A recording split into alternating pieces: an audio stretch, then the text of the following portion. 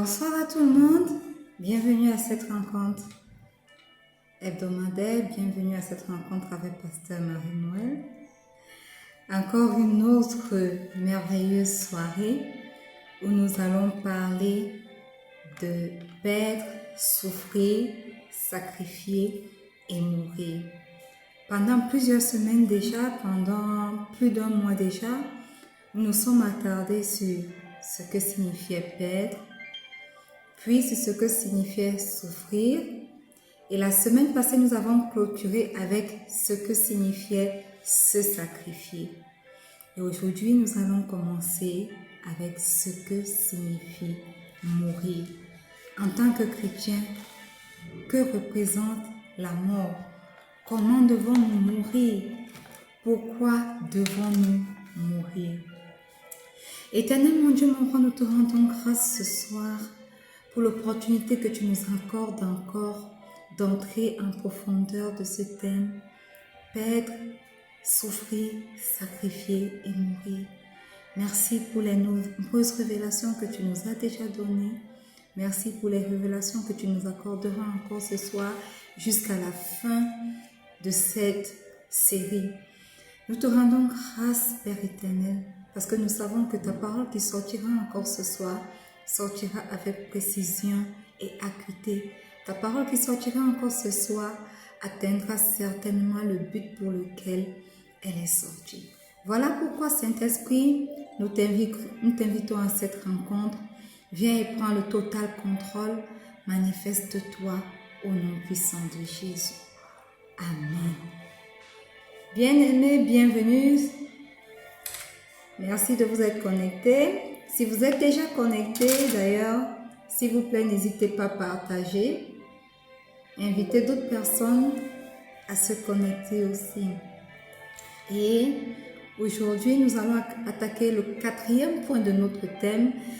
Tout au début de ce thème, nous avons dit que nous avons 4 rendez-vous spirituels. Et nous avons rendez-vous premièrement avec la perte, deuxièmement avec la souffrance, troisièmement rendez-vous avec le sacrifice. Et aujourd'hui, nous allons commencer à comprendre ce que c'est que le 4e rendez-vous spirituel, qui est le rendez-vous avec la mort. Et aujourd'hui, essentiellement pour parler de la mort, nous allons parler de la croix. Et qu'est-ce que c'est que la croix? En tant que chrétien, que symbolise la croix? Alléluia. La croix n'est nul autre que le symbole de la mort. Et si nous sommes des chrétiens, la croix est ce qui symbolise la chrétienté. Quand on voit par exemple une représentation d'une colombe, cela n'appâtera la chrétienté, n'est-ce pas? Quand on voit une représentation d'un arbre, cela ne symbolise pas la chrétienté, mais dès qu'on voit la croix, directement, on sait que ça, c'est le symbole de la chrétienté. Et lorsque nous voyons la croix de Jésus, qui est le symbole du christianisme et de beaucoup d'autres vérités chrétiennes, chaque fois que nous la voyons, nous devons nous rappeler ce qu'elle symbolise. Alléluia. Comme je l'ai dit, pour nous les chrétiens, le symbole, ce n'est pas un arbre, ce n'est pas une colombe, ce n'est pas un fruit, ce n'est pas un parapluie, mais c'est la croix. Alléluia. Et ce symbole a une signification importante qui doit être comprise par moi et qui doit être comprise par vous. Amen.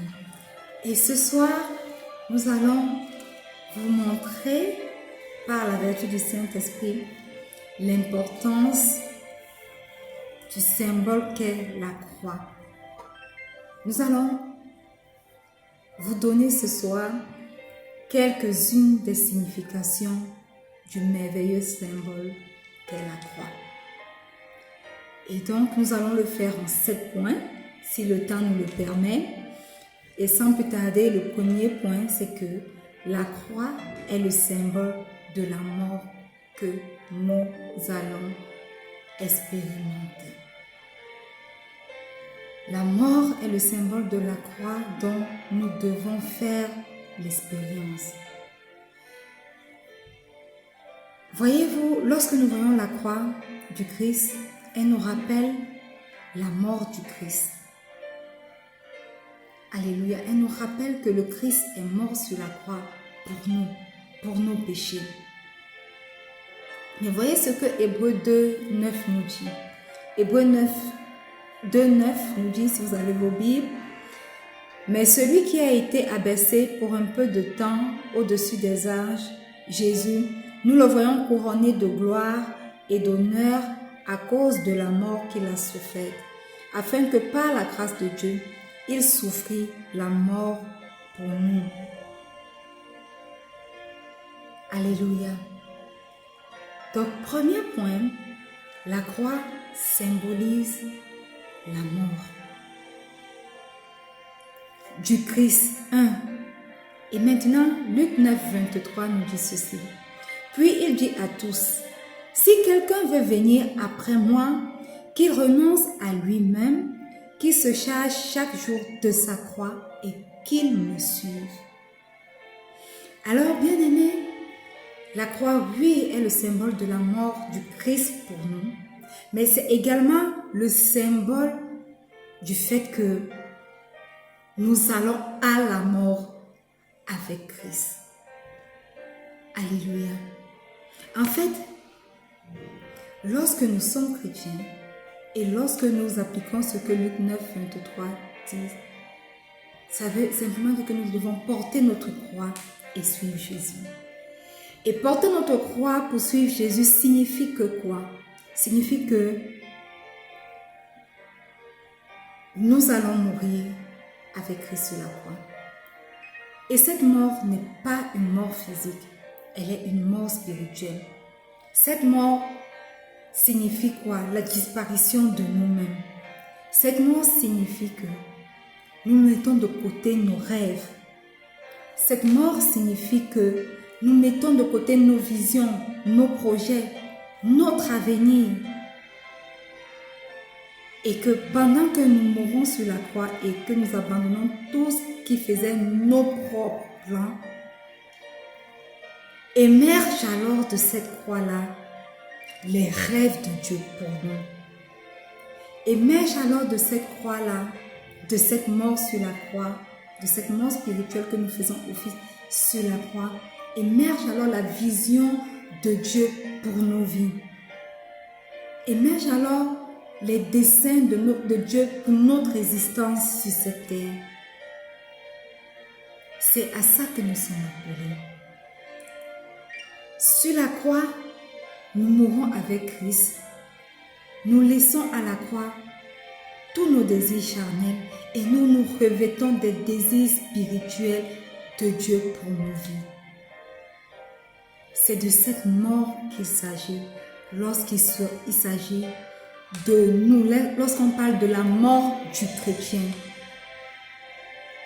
Et la croix symbolise aussi bien la mort du Christ que notre mort à nous, chrétiens qui suivons Christ.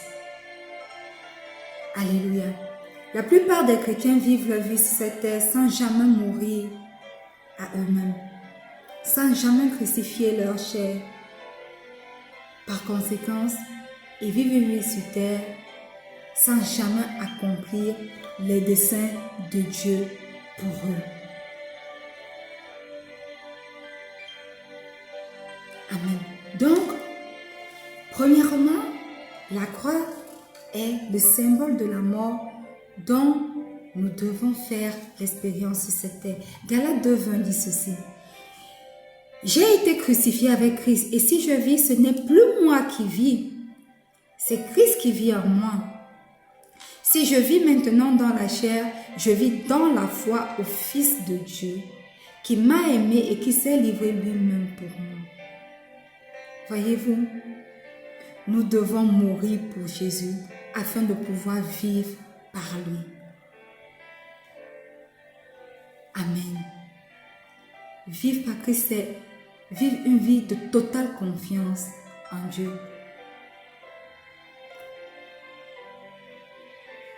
Le deuxième symbole que nous allons voir, la deuxième signification du merveilleux symbole qu'est la croix est que la croix est le symbole du prix que les chrétiens doivent payer. Alléluia. Voyez-vous, chaque fois que nous voyons une croix, certainement nous rappelons du prix que Jésus, notre Sauveur, a payé sur la croix pour nous, pour notre salut. Jésus a payé un prix, voyez-vous, afin que nous puissions être sauvés aujourd'hui. Sachons donc que si Christ que nous suivons a payé un prix, nous aurons également à payer un prix pour le suivre, lui. 1 Corinthiens 6, 20 dit, j'espère que vous avez vos Bibles, car vous avez été rachetés à un grand prix. Glorifiez donc Dieu dans votre corps et dans votre esprit qui appartiennent à Dieu. Donc, la croix est également le symbole du prix que les chrétiens doivent payer. Alléluia. Bienvenue à tous ceux qui sont connectés. S'il vous plaît, partagez, commentez, likez. Alléluia. Troisièmement, la croix est le symbole de l'amour de Dieu que nous, chrétiens, nous devons imiter. 1 Jean 3, le verset 16 dit, « Nous avons connu l'amour en ce qu'il a donné sa vie pour nous.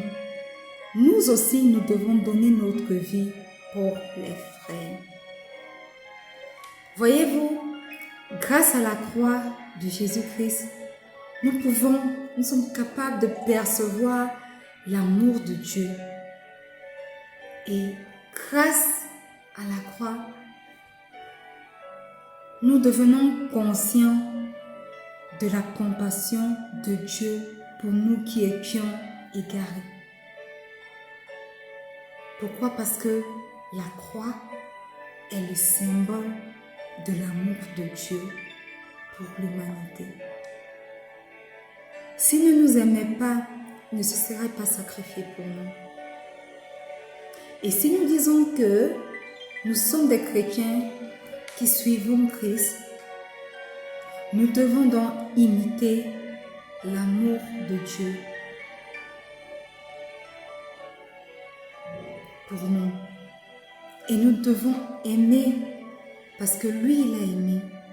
Nous devons aimer nos frères, nous devons aimer nos sœurs, nous devons aimer ceux qui sont autour de nous. Et quand nous disons aimer des personnes, nous prions pour cette personne, nous prions que le meilleur arrive pour cette personne.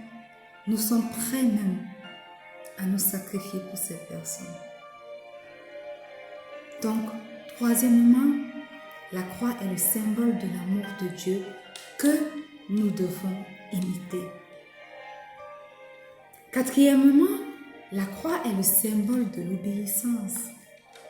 Philippiens 2:8 dit, « Et ayant paru comme un simple homme, il s'est humilié lui-même, se rendant obéissant jusqu'à la mort, même jusqu'à la mort de la croix. » Bien-aimés, à cause de l'obéissance d'un seul, à cause de l'obéissance du Christ, le monde est sauvé.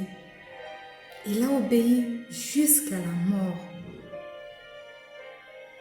Voyez-vous, et en ça, la croix est le plus grand symbole de l'obéissance. Et cela nous rappelle que si Christ a été obéissant, nous également, nous devons être obéissants. Obéissants à la volonté de Dieu pour nos vies. Obéir à la parole de Dieu. Obéir à l'appel de Dieu. Alléluia. Amen. Le cinquième symbole, c'est que la croix est le symbole du sacrifice. Nous avons passé énormément de semaines, je crois 3 à 4 semaines, à parler du sacrifice. Et oui, la croix est le symbole du sacrifice. Éphésiens 5, le verset 2 nous dit « Et marchez dans la charité et l'exemple de Christ, qui nous a aimés et qui s'est livré lui-même à Dieu pour nous comme une offrande et un sacrifice de bonne odeur. » Christ s'est sacrifié sur la croix pour nous. Et la croix est devenue, à cause de ce sacrifice, un symbole du sacrifice. À cause de Jésus, un symbole du sacrifice. Et aujourd'hui, elle doit nous rappeler que nous devons nous sacrifier pour servir le Seigneur. Nous avons énormément parlé du sacrifice, donc, s'il vous plaît, retournez sur notre page YouTube, sur notre chaîne YouTube ou alors sur les différentes pages Rencontre avec Pasteur Marie-Noël et écoutez tout ce qui a été dit, tout ce qui a été développé sur le sacrifice. Alléluia. La 6e signification de la croix, c'est que la croix est le symbole de l'humilité. Philippiens 2, 8, que nous avons déjà lu d'ailleurs, et ayant paru comme un simple homme, il s'est humilié lui-même, se rendant obéissant jusqu'à la mort, même jusqu'à la mort de la croix. Par la croix, Jésus-Christ s'est humilié jusqu'à l'extrême. De riche qu'il était, il est devenu pauvre pour nous. Il s'est laissé insulter, cracher dessus, humilier jusqu'à l'extrême par de simples pécheurs. Lui qui est Dieu, lui qui a créé toutes choses. Voyez à quel point il a été humble. Lui qui est capable de dire un mot et la chose s'accomplit. Lui qui était capable de détruire tous ces êtres de chair en un claquement de doigts. Il a accepté l'humiliation. Et en ça, la croix est un symbole de l'humilité. Et si nous sommes appelés chrétiens, cette croix est censée nous rappeler que nous devons être des personnes humbles. Nous ne devons pas marcher par l'orgueil. Oh non, nous devons suivre l'exemple du Christ et marcher dans l'humilité. La dernière signification de la croix que nous allons exposer ce soir, c'est que la croix de Jésus est un symbole du sang de Jésus. Alléluia. Chaque fois que nous regardons à la croix, nous nous rappelons du sang qui a coulé sur la croix. Nous nous rappelons de la mort de Christ sur la croix et de son sang qui a été versé pour nous. Colossiens 1:20 dit, « Il a voulu par lui réconcilier tout avec lui-même, tant ce qui est sur la terre que ce qui est dans les cieux, en faisant la paix par lui, par le sang de sa croix. » La croix de Jésus bien-aimé a été l'instrument qui a servi à prendre la vie du Fils de Dieu. La croix a brisé le corps de notre Seigneur et son sang a été répandu. Lorsque nous demandons aujourd'hui aux gens de venir à la croix, nous leur demandons de faire quoi? De venir au sang versé de Jésus-Christ. Et en ça, la croix reste un symbole du sang de l'agneau. Bien-aimés, j'espère qu'à travers ces 7 significations de la croix que nous avons données ce soir, nous commençons à comprendre ce que signifie le 4e rendez-vous spirituel, mourir. Alléluia. Si vous êtes connectés ce soir, Vous n'aviez pas réalisé que la croix était le symbole même de notre chrétienté. Vous n'aviez pas réalisé que, en tant que chrétiens, nous sommes appelés à porter nos croix et à suivre Christ. Vous n'aviez pas réalisé que la croix était le symbole de l'amour, de l'obéissance, de l'humilité, du sacrifice du Christ. Ce soir, je vous invite à faire cette prière avec moi. Dites simplement, après moi, Seigneur Jésus, ce soir, je viens à toi tel que je suis. Je suis un pauvre pécheur. Et ce soir, je viens reconnaître la croix comme le symbole de la chrétienté. Sur la croix, tu es mort pour moi. Sur la croix, tu as été humilié. Sur la croix, ton sang a coulé afin que je puisse être réconcilié au Père. Alors ce soir, toi qui es mort sur la croix, qui es ressuscité le 3e jour, je viens t'invoquer dans ma vie, Christ ressuscité. Je viens t'inviter à devenir mon Seigneur et mon Sauveur personnel. Christ ressuscité, entre dans mon corps, entre dans ma vie, demeure en moi. Prends le total contrôle de tout mon être physique, de tout mon être spirituel. Que mes cheveux deviennent tes cheveux. Avale ma bouche. Prends le total contrôle. Forme-toi complètement dans chaque partie de mon corps. Et écris mon nom dans le livre de vie. Satan, écoute et écoute-moi bien. Je ne t'appartiens plus. J'appartiens à Jésus-Christ. Saint-Esprit, Esprit de Dieu, Esprit de Jésus, manifeste-toi maintenant dans ma vie. Et viens et prépare-moi pour l'enlèvement de l'Église. Au nom puissant de Jésus. Amen. Bien-aimés, si vous avez fait cette prière, sachez-le, vous êtes nés de nouveau. Vous avez invité le Seigneur Jésus à venir vivre dans vos vies et il est dorénavant votre Seigneur et votre Sauveur personnel. Amen. Et c'est l'occasion pour moi de vous dire, bien-aimés, que si vous dites que vous êtes chrétien, vous avez fait la prière du salut. C'est une belle étape, une belle aventure avec Christ que vous commencez aujourd'hui.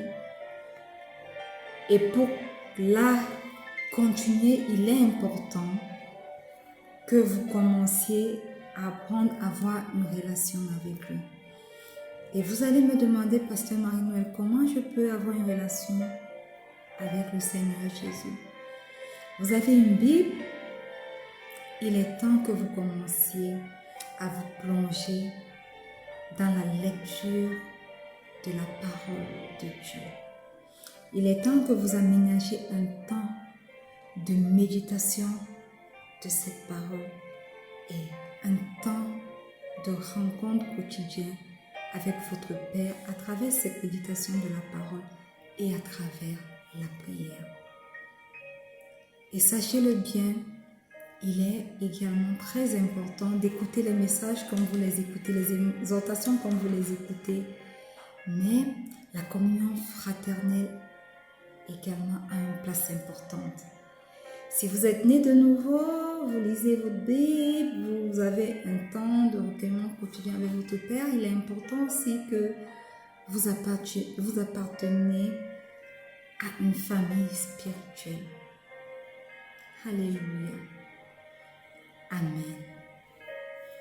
Et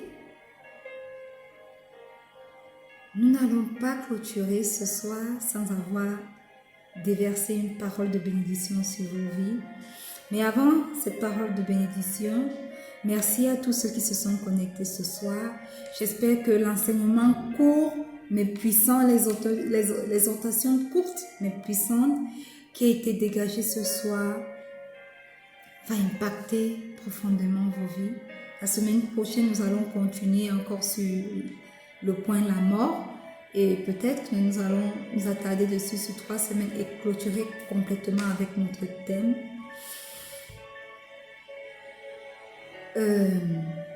Si vous êtes connecté, quelle que soit la plateforme, sachez que si vous êtes arrivé en retard, c'est pas grave. On a le replay de cette exhortation le lundi et le jeudi, chaque lundi soir, chaque jeudi, sur Facebook, sur Instagram, sur Twitter ou alors sur notre chaîne YouTube. Vous pouvez retrouver nos plateformes en tapant simplement Marie-Noël Soso ou alors Rencontre avec Pasteur Marie-Noël. Vous serez forcément redirigé vers notre plateforme, vers nos différentes plateformes, quelle que soit celle que vous voulez, celle par laquelle vous voulez accéder. Et sur les différentes plateformes, vous pouvez voir le début de cette série et aussi avoir accès à plusieurs autres séries. N'hésitez pas à poser des questions, n'hésitez pas à liker, n'hésitez pas à commenter, n'hésitez pas à inviter des personnes, n'hésitez pas à laisser vos sujets de prière. Alléluia. Avant de clôturer, j'aimerais vous laisser avec cette bénédiction jusqu'à notre prochaine rencontre. La bénédiction est tirée du livre de Psaume 115, le verset 15. Et il est juste écrit « Soyez bénis par l'Éternel qui a fait les cieux et la terre. » Alors étendez vos mains vers moi tandis que je tends ma main vers vous. Je prie que cette parole de Psaume 115, le verset 15, soit retirée de la parole de Dieu par la vertu du Saint-Esprit et implantée dans vos vies au nom puissant de Jésus. Soyez bénis, multipliez, fructifiez, ayez du succès. Soyez bénis dans toutes vos entreprises. Soyez bénis dans vos familles. Soyez bénis dans vos foyers. Soyez bénis dans vos travaux. Soyez bénis dans vos lieux de travaux respectifs, dans vos écoles.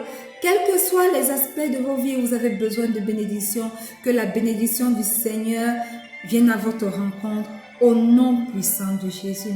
Et que cette parole vous garde jusqu'à notre prochaine rencontre la semaine prochaine, vendredi, 19h, UTC plus 1, quelle que soit la plateforme où vous allez nous rejoindre, au nom puissant de Jésus. Amen. Bien-aimés, nous sommes arrivés au terme de cette rencontre. J'espère qu'elle vous a béni. Merci à tous ceux qui se sont connectés. Merci. Merci à ceux qui ont partagé. Merci même à ceux qui écoutent ce message en replay. Je suis votre âme servante, le pasteur Marie-Noël. Écrivez, posez vos questions et par la vertu du Saint-Esprit, nous allons répondre, nous allons prier pour vous et vous allez être bénis. Je vous aime très fort, mais le Seigneur Jésus vous aime encore plus. Shalom.